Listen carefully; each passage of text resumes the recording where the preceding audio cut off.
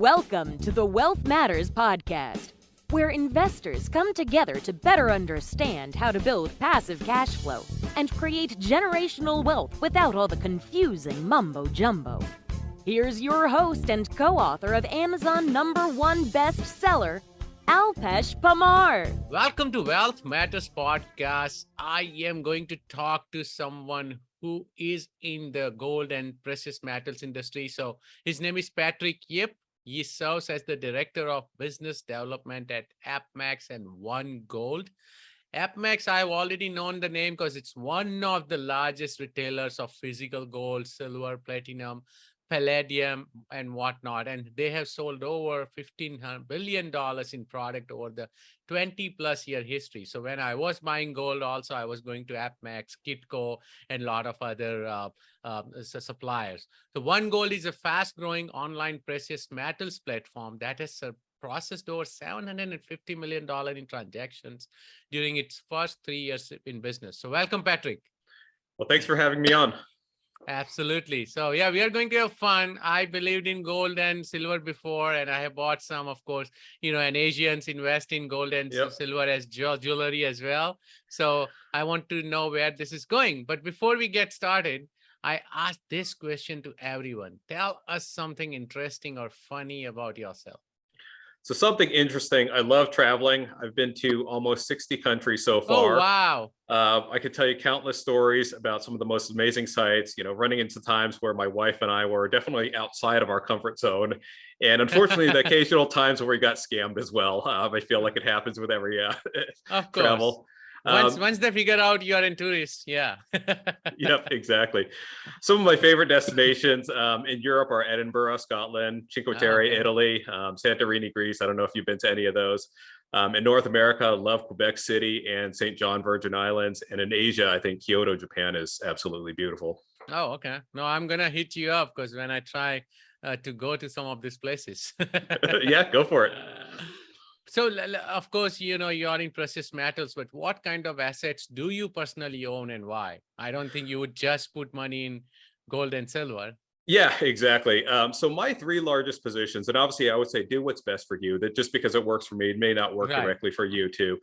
So three largest positions. One is precious metals. I believe that precious metals will be one of the best performing asset classes in the next several years if history repeats. I could get into that more and later.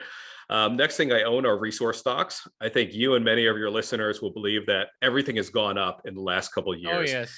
And a large driver of that increase is the increase in the underlying commodity or resource. So I think resource stocks are positioned to do extremely well in the future. And then the last position I have is cash.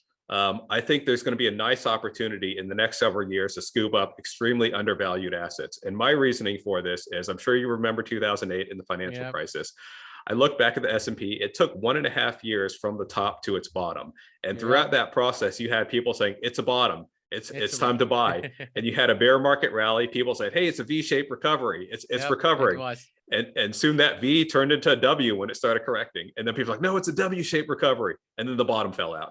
So I look at it, we've been 14 years in a bull market from 2008 to 22. Yep, this is the longest expansion cycle. Yep, 100% agree. I think we're due for a correction, and I think there's a lot more to go, unfortunately. So I'm sitting on cash waiting for that opportunity. Yeah, I'm waiting as well. I can't just be, I'm ready.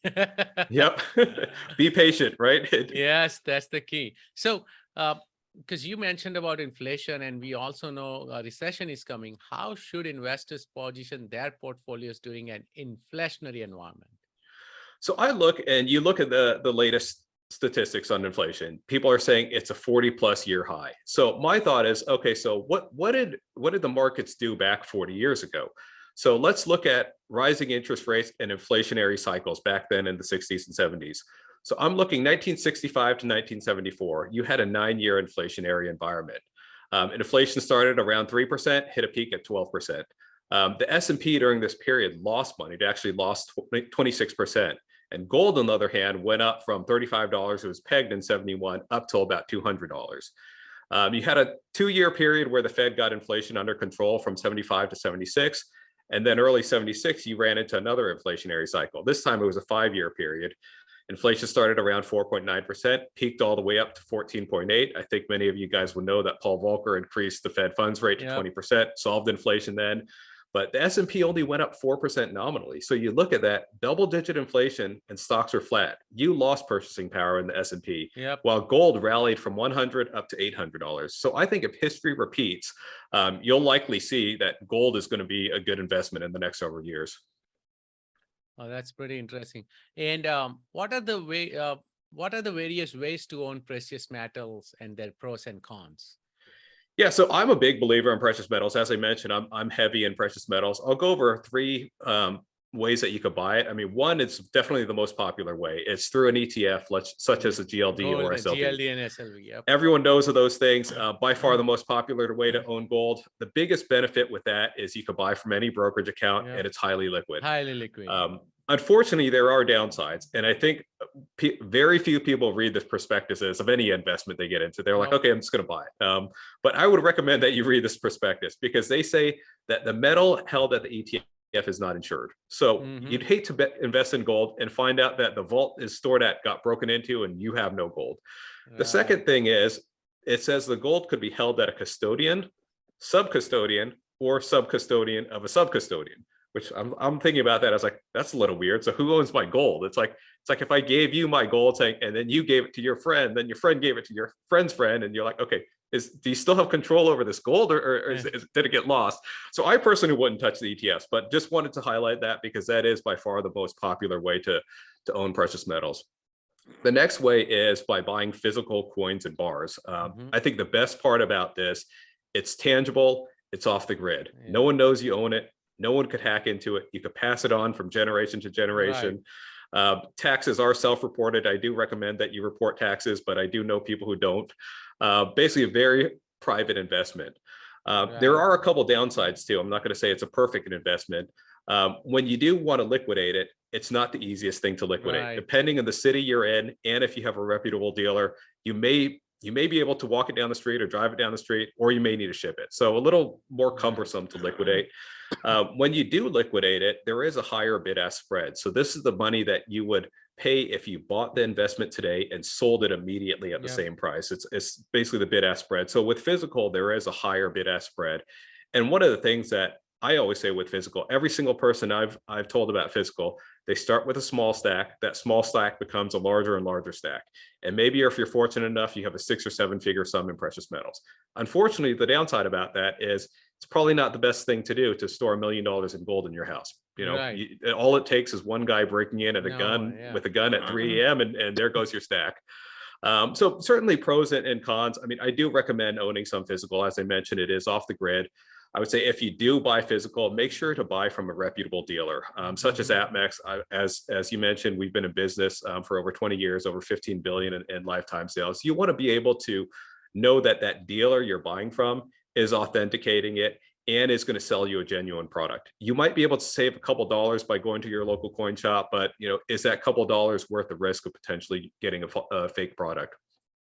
And then the last way to buy gold, in addition to the ETFs and physical, is what I'm currently doing with mine. It's called a vaulted solution. So back in 2018, APMEX partnered with Sprott. So Sprott Asset Management is a large alternative investment manager with 22 billion of assets under management to come up with a new concept called One Gold. It's basically a modern way to purchase precious metals. People call it like the Robin Hood because it's so intuitive to use, Robin Hood for precious metals. What One Gold is, it's a platform that allows you to buy, sell, and trade vaulted positions of gold, silver, and platinum stored at various vaults. So you could choose the US, Canada, Switzerland, or the UK. Metals are, I guess what One Gold does first is we have agreements with different vaulting companies. So we've partnered with Brinks, Loomis, Royal Canadian Mint, and several others. We then source metal. So in 1,000-ounce bars of silver, 400-ounce bars of gold, we then store it in these different vaults. We make the metal then available for sale. So we only sell metal that we own. So like during times when there's more demand than what we have, we actually pause metal sales. To make sure that it is backed one for one. Premiums are attractive. Since you're buying a position on a larger industrial bar, you're not having to pay the retail premiums of smaller coins. Obviously, everything is insured in most cases through Lloyd's of London, and with the exception of Canada, which is insured by the Royal Canadian Mint. It's audited by a top 5 accounting firm. Premiums are super attractive. So we're selling gold at 0.8% over spot, silver for 2% over spot, and platinum for 3.7% over spot.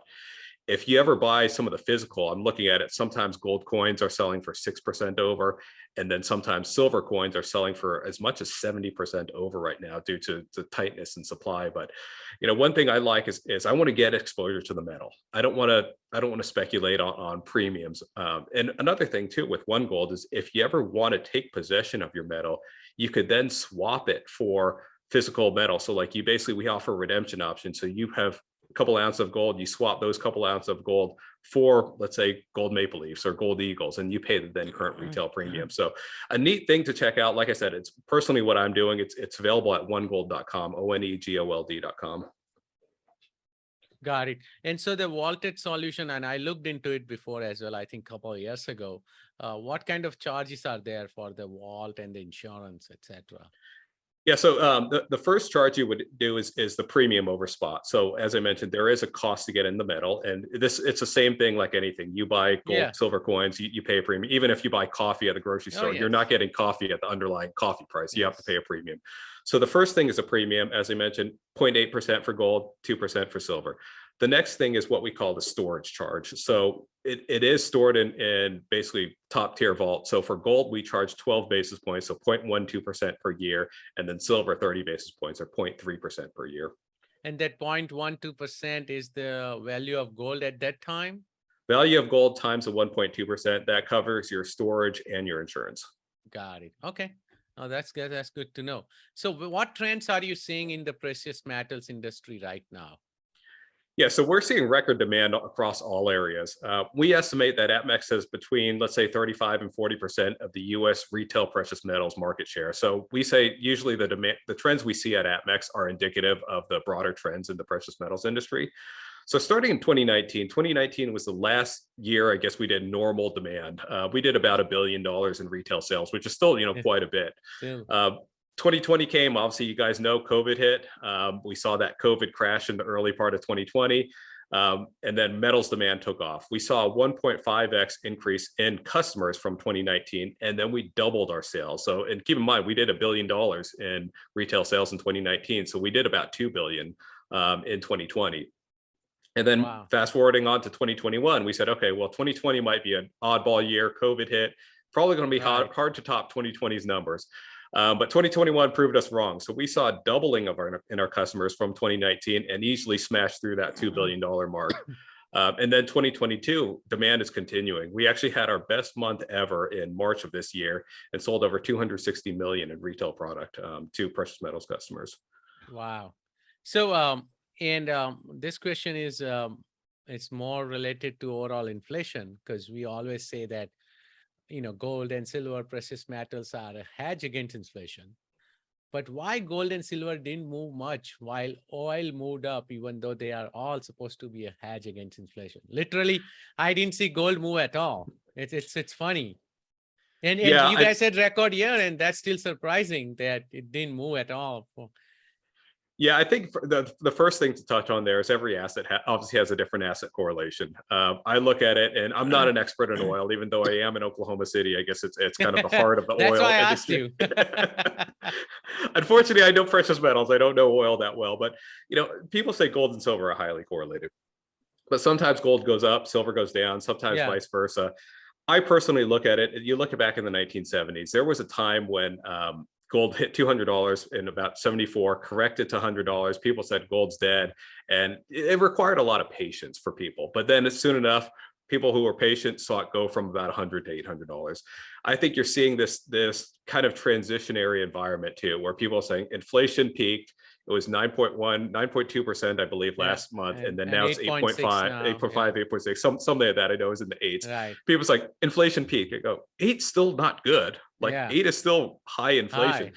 And it's important to note that at 8% is a year over year number. So we're still going up in inflation, but you have people that are saying inflation's peaked, the Fed's gotten inflation under control. And I think that's why gold has not performed well, is I think people are under this belief that inflation's under control. But I think it's important to note, you look at the 1960s, it took the Fed 9 years to recover, to basically solve the inflationary problem. The 1970s, it took 5 years. So if you take 8%, you compound that by 5 years, 9 years, or so on.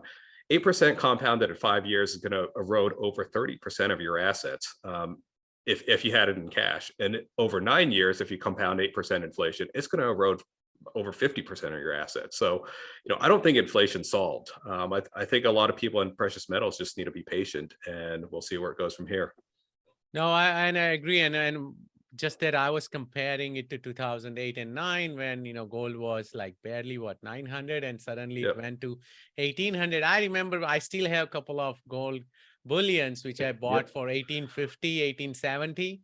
So, and I'm not even there yet. Even after 10 years, I'm not breaking even. So that's why I'm too scared that, in the same time, though my real estate investments did amazing, I have tripled my money. And I've got cash flow, right? So good. I think it's an interesting point, and I believe a lot of things are cyclical. So you look at it. Let's look at the beginning of the century, 2000 to 2011. What did stocks do? Stocks were flat. Stocks basically lost about 14%. People call that the lost decade of stocks. You look at gold. Gold went up from 250 to 1900. Okay, so gold did well. Stocks didn't do well. Okay, fast forward 2011 to 2022. You mentioned gold was $1,900. Went down to 1,000. went down to 1,050 in 2015. Now 1,900, 1,800, let's say. It didn't do anything from 2011 to 2022. Stocks, on the other hand, went up fourfold. 1,250 in the S&P to 4,800. I think a lot of things cycle. You have a gold cycle where stocks would do poorly. You have a stock cycle where gold does poorly. You look at it right now, 2022, you see stocks correcting. I think we're personally in a bear market rally. I think it's time that cycle reverses, where in the next, let's say 10 years, unfortunately, like I mentioned, you need to be probably patient. I think a lot of people are impatient. I mean, myself included. You want to see your asset move as soon as it can. But I think in the next several years, you're going to see gold perform and stocks struggle. It's just kind of cleaning out some of the excess that we've had in the last decade, basically, in stocks. Makes sense. So I buy gold and silver as jewelry, right? I don't consider personally them as investments anymore, because there is no cash flow, there is no dividend, and there are no tax benefits whatsoever. So how would they behave if a recession starts? Because that's when people will run for cash flow or dividend and all. So I think it's important to consider gold and silver more so as like a savings instead of investment. Yeah, it's a hedge. So I look at gold and silver as the ultimate source of money. So you look at it, dollars, euros, gold, they all have worldwide demand. The difference is the dollar and the euro are managed by central banks, whereas gold cannot be managed by a central bank. It has worldwide demand. The US could want to manipulate it. The EU could want to manipulate it, but unfortunately, the market is too big for any one central bank just to manipulate it, at least in the long term. So I look at gold like a savings, a way to protect your assets. If you're looking for cash flow, that's more of an aggressive, more investment strategy. I would look into buying a business, maybe dividend-paying stocks, or even cash flowing real estate. Got it. Oh, yeah, and that's how I look at it, because I'm always now looking for cash flow and some tax benefits. Because otherwise it's but I still buy, as I said, my wife, of course, loves jewelry, so she will buy gold and silver. So let's talk about the next generation, right? How do you compare gold and silver? Of course, Bitcoin and Ethereum are down, but Bitcoin is being touted as digital gold and Ethereum is mentioned as digital silver. And they are kind of similar. Of course, they are not real. But if you think it's Bitcoin is the underlying the biggest cryptocurrency, and whereas Ethereum has a lot more usage than Bitcoin, like silver has actual industry usage. Gold barely has any usage other than jewelry, right? So how do you compare gold and silver right now to some of those assets? So a lot of times I get asked, and people say, should I invest in gold or Bitcoin? And then my response is always like, why does it need to be an either or? I mean, why not both, right? The bottom line is no one knows where gold, silver, Bitcoin, or Ethereum is going to go. Obviously, time will tell. We'll know in the future. The only thing you can do is you look at history and you determine, if history is going to repeat. So as I mentioned, if you look at high inflationary, rising interest rate cycles, gold will likely perform well. The biggest if is if history repeats. Cryptos, my only concern is, unfortunately, there's a very limited history. We have not seen what happens with cryptos in a major recession. I mean, we look like we're having a downturn right now, but what if a 2008 happens? Right. No one knows. No one knows what's going to happen with cryptos. There's people calling for $10,000 gold. There's people calling for $100,000 Bitcoin. There's people also calling for $0 Bitcoin, right? I think the best thing you can do is you weigh your probabilities. So I look at silver, for example. During the 2020 COVID crash, silver hit $12. It only stayed there for a very brief time. So my thought is maybe $12 silver is too cheap. It's also been at $50 twice in history. So you look at it on the downside, you maybe have $8. Upside, you potentially have $30. Now is probably not a bad price to buy silver. I would do the same thing in cryptos. You know, maybe you weigh the probability that you think Bitcoin will go to zero, weigh the probabilities that it'll go to 100 grand, and see which is more favorable. No, I think it does make sense that way. And again, because you are in this industry for so long, we didn't talk about this question, but let me throw you a curveball. Sure. What are you looking at from, because I know right now the gold and silver price ratio is skewed. And when that happens, that means silver is cheaper related to gold, if I understand that correctly. Yep. Right. So what are you seeing in next, let's say 4 or 5 years? What would be the price of gold and silver? Just take out your crystal ball. Yeah, that's a very tough one. I just look at it. So gold's made its most recent low back in 2015 of 1,050. Right. I look at it. It's done a 5x move. It's done an 8x move back in the 60s and 70s. Maybe it hits 5,000. Maybe it hits 8,000. It all really depends on what happens at the Fed and what happens with the dollar. If you look at it and almost like the scary part about it, you look at every fiat currency, and every fiat currency has eventually, disappeared. That's unfortunately what happens with all governments and government controlled currencies. Yeah. Obviously, I pay everything in dollars. Maybe it stays. Maybe it goes away after my life. I don't know. To be honest, I would not be surprised to see maybe a doubling or tripling of gold from here. Oh, wow. Okay. And I agree on the currency side. So I was looking at the history of currency, and most of the currencies have stayed for about 40 years on average. Yep. So it's time for dollar as well, USD. It's been too long.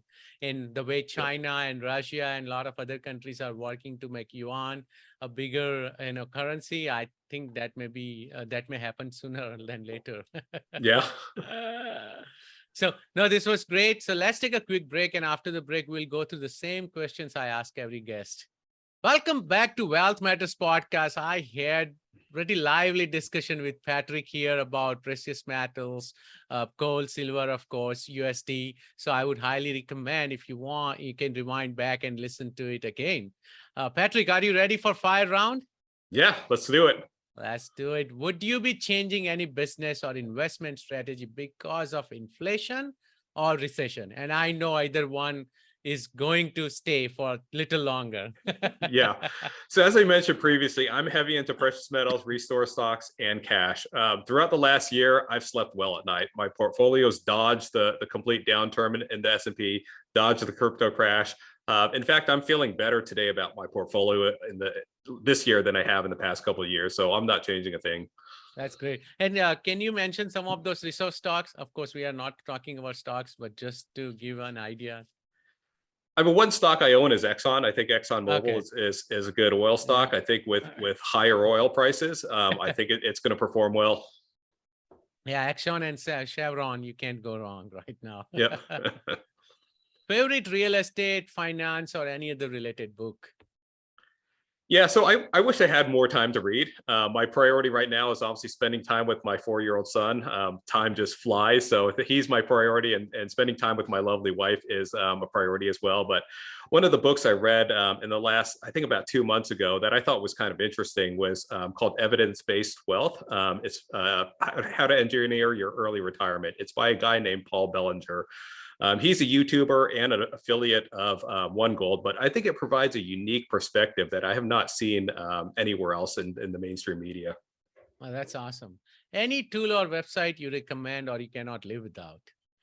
Yeah, I do want to highlight one thing, something I'm super excited about. It's called the Bullion Card. So it's actually a new precious metals rewards credit card. I actually have one right here. Oh, it's like my Bitcoin card. I Yeah, love my Bitcoin card. I'll have to you look could into this. you could actually check it out at thebullion.atmex.com or Okay. thebullion.1gold.com. But what it is, it's the first precious metals rewards credit card. So instead of earning cash back or airline miles, this card allows you to earn precious metals. So Yep. gold, silver, platinum, I love whatever that. you like. You get 4% back on Atmex and One Gold purchases, 1% back on every other purchase. You do get at 15,000 bonus points, which has $150 value after you spend $1,500. So you could essentially get, gold for an extremely discounted price. There is no annual fee. The card offers 0% APR on purchases for 12 months, 0% APR on balance transfers for 12 months as well. So, something that I'm super excited about. I actually have a card. We're in the process of launching it. It's going to go live probably in the next 2 weeks, but I have a card as a test account right now. Appears to be working well. There are two different variations of it. So if you like physical metals, you could apply on Atmex, which is, as I mentioned, thebullion.card.atmex.com. How it would work is your points go into your Atmex account balance, and then you can redeem it for your next purchase, just Okay. almost like a gift card. The thing that I'm most interested is One Gold. So I applied on thebullion.1gold.com, and I could select whether I like gold, silver, or platinum, stored at whatever vault I choose. And since we're selling in 0.001 ounce increments, if I buy a coffee down the street, I'm going to get a fractional ounce of gold Nice. directly set into my account. So it's basically set it and forget it plan. I basically could invest as I spend and live my normal day-to-day life. But that would be a website I recommend checking out. No, I will definitely check out. As I said, I got my Bitcoin card from BlockFi, and I was one of the first 500 people in the world Nice to get that card because I was one of the high net worth, subscriber at BlockFi. And I love it because every time I spend, I'm earning the currency I want. Sometimes I switch it to Ethereum. Sometimes I do Bitcoin. And I would love to do the same because I don't want those miles, those dollars. I don't care about those because you barely look at those. That they don't make any difference in your life. But if it's giving back to you like Bitcoin or gold, or any other, silver, then I think that will make difference in your life in near future because you don't look at it right now. I think that's pretty interesting. I will definitely check it out. Okay, great. Any advice for beginner investors? So I would say there is not a one size fits all investment. I would recommend investing in yourself. Find what interests you and be the best that you can in that industry. So for myself personally, throughout the day, I work in the precious metals industry, obviously. In the evenings and weekends, I like precious metals. I read precious metals news. I listen to precious metals podcasts. Precious metals are my passion, and I'm making money in it because I do it well. There's also people in real estate and cryptos. I'm not an expert in these fields. So I'd probably lose money if I started doing a lot of stuff in this, but it doesn't make them bad. There's several people getting wealthy in these fields too. Just because I don't know about it doesn't make it a bad investment. So I would say, similarly, these people, if you got someone in real estate, just say, hey, dive into the precious metal space. Chances are they might lose money because that's not their expertise. So I would say invest in yourself, find out what interests you, and do it well. That's great. How do you give back? Yeah, so one of the things that Atmex and myself, we like personally doing is volunteering at the regional food bank here in Oklahoma. So I think so many people are focused on finding that next great investment that they forget about a lot of these people who are in need. So I'm a big believer that your personal wealth and your happiness is directly tied back to the amount you give to society. I think you may be on mute. Sorry. How can my listeners reach out to you? Yeah, so if you have any questions, feel free to email me at Patrick, Patrick.Yip, YIP, @atmex.com. That's APMEX.com. Thank you so much, Patrick, for your time. I literally had a lot of fun, learning a little bit more about gold and silver, but definitely about the bullion card. So thank you again. Great. Thanks for having me on. Absolutely. Thanks for listening to the Wealth Matters podcast. If you enjoyed it, please leave us a 5-star rating on iTunes so others can enjoy the show too. Have a great week and happy investing!